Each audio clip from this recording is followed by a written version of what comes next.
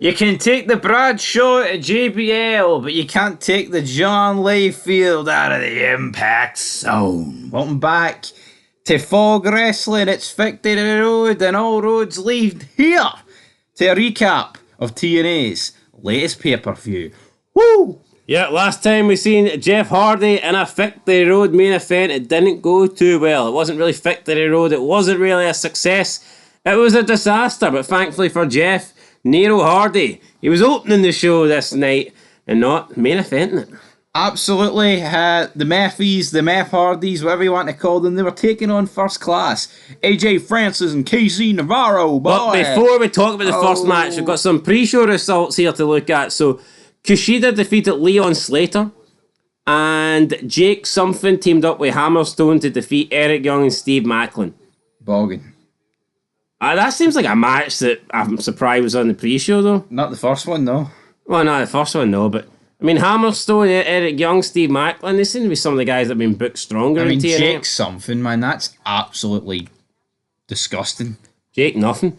Anyway, first match, tag team match, Hardys versus First Class, and the Hardys pick up the win in just under 10 minutes. Matt hit a twist of fate, and then Jeff hit the Swanton bomb, and that done it. That was it. That was enough to defeat First Class. So, good win for the Hardys. Yeah, I mean, the Hardys should be winning this match every day in the week. I mean, the promos before the show are, it's not about what we've done, it's about what we're going to do. No, it's definitely about what you've done. Yeah, who are you kidding, Matt Hardy? The reason you're over, the reason you're in TNA is because of what you've done. No, it just shows you, right? You can only have so many fuck-ups in your career before it catches up to you. And, yeah, I don't want to paint Matt with the same brush as Jeff, because I feel like with Matt, he has turned his life around.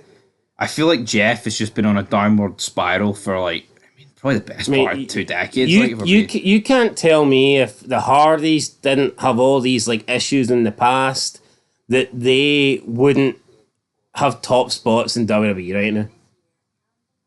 Yeah, and even if you want to say, well, they wouldn't have it right now because they're a lot older, right? I get that, but you're right. If they were clean, right, from when they debuted, well, they're about the same age as Rey Mysterio, maybe a bit younger. No, you're right. I'm convinced. See if Jeff Hardy, even if take out the fact he went to TNA, right? See if Jeff Hardy was clean throughout his career, this guy would be a multiple world champion, and I'm convinced Matt would be as well.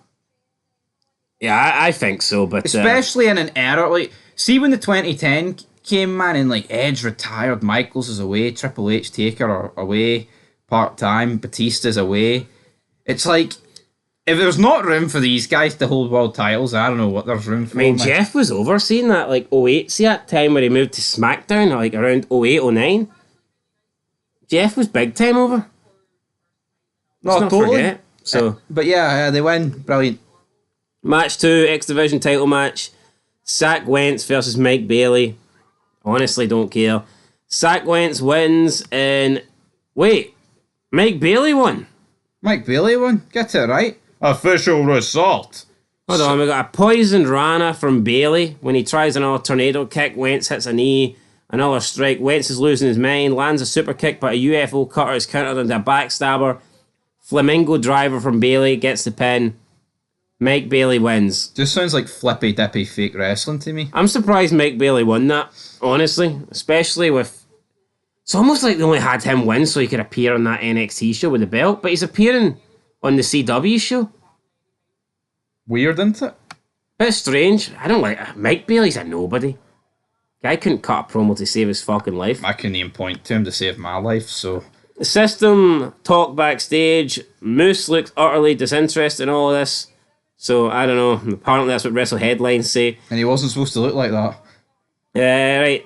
Then we get Mark Cardona and Steph DeLander taking on Rhino and PCO. So, I'm not quite sure what was going to happen here. 2-on-2 match, I guess. Steph DeLander gets a mic. She says she wants to talk. Apparently she has to step away. Neck surgery. It's not looking good. So, she gets carried to the back by PCO.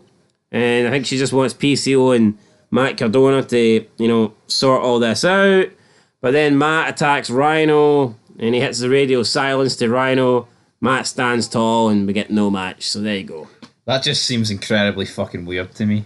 I mean, Matt Cardona and Steph DeLander taking on two guys in their 50s. Seems like a weird fucking match. Yeah. Was this match ever going to go ahead? Was this the plan? Is she getting surgery? Is this a work? It doesn't work for me, brother. I just don't get it. I mean, even if she gets carried away, could you still not do Matt Cardona against Rhino? Maybe they could have, but they didn't. So, Nick Nemeth then got an interview backstage. He says that this title, this title means a lot to me, damn it. That's what he claims. Whether it does or not, I don't really know. Match number 3, Knockouts Tag Team title match. Masha Slamovich and Tasha Steelz versus Spitfire, Danny Luna and Jody Fret. Now, Alicia Edwards, I'm sure, is the champion, so why was she not in the match? I don't know if there's some sort of Freebird rule going on here, guys. But Spitfire won the titles.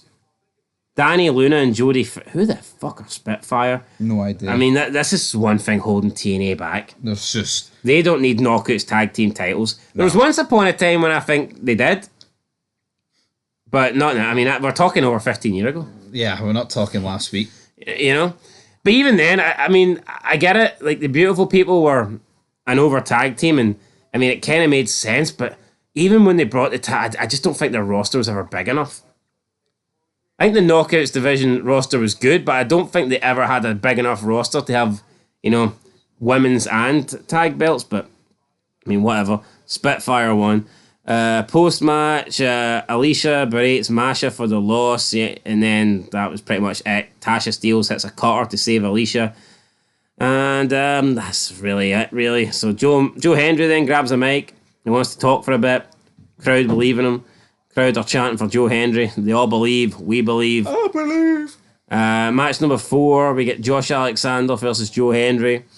Joe Hendry wins in 60 minutes and 53 seconds. So, yeah, Josh Alexander went for the low blow. Joe Hendry was wearing a cup. Then he hit the big choke slam. Had his face on it, by the way. Yeah, pretty unique. Pretty unique, but it was a botch. He couldn't get it out. Yeah, I seen that. I was like he was fiddling about with himself. It did look a bit fucking weird. Oh, yeah, fucking. Just a botch. I feel like if that happened in WWE, they would just fade it to black. I remember Kurt Angle did it when Karen Jarrett low blowed him. Could you imagine if he couldn't get it out? He's just looking at his ex-wife. He can't get the fucking cup out. No, it wouldn't work. That was a bit weird. Anyway, match number 5, tag team title match. ABC, Ace Austin and Chris Bay versus the System. Eddie Edwards and Brian Myers. Who won this? The System won in 15:31, so I think they get the belts back. Yeah, they do. They win the belts. Lots of belts changing hands tonight. Match 6, Knockouts title match. Jordan Grace versus Wendy Chu. NXT collaboration, bro. Yeah, Jordan Grace wins. I mean, I can't really complain because, I mean, it's not like NXT really give TNA guys much wins, so... No. Although they did give Sakura Wentz a win over Wes Lee. Could TNA not get far better people for NXT than what they do? Wendy fucking Chu. I think they could, like... I mean, your NXT roster's pretty thin, man. Like, there's jobbers on it, I get that, but it's like, I don't know, I think you could do a lot better. A lot better. Booker T on commentary. I know, Legends champion or something. Right. Then we get Rosemary showing up. Nobody really cares. It's time for the main event. Kazarian comes out to do commentary for some weird reason. Ariana Grace was backstage talking with her dad. I mean, I don't know why, but... Cheap pop. Yeah. Match 17, a title, Nick Nemeth versus Moose. Nick Nemeth wins. Super kick, danger zone, bang bang. 1, 2, 3. Post-match, Nick Nemeth celebrates with the belt to end the show. And that was it. That's your Victory Road recap. Honestly, man, it's not very interesting if you ask me. Some title changes in there, but you wouldn't get me paying for that. No, you wouldn't get me paying for it, and even if I wanted to watch it, I wouldn't pay for it. Yeah, that's your recap for Victory Road, damn it.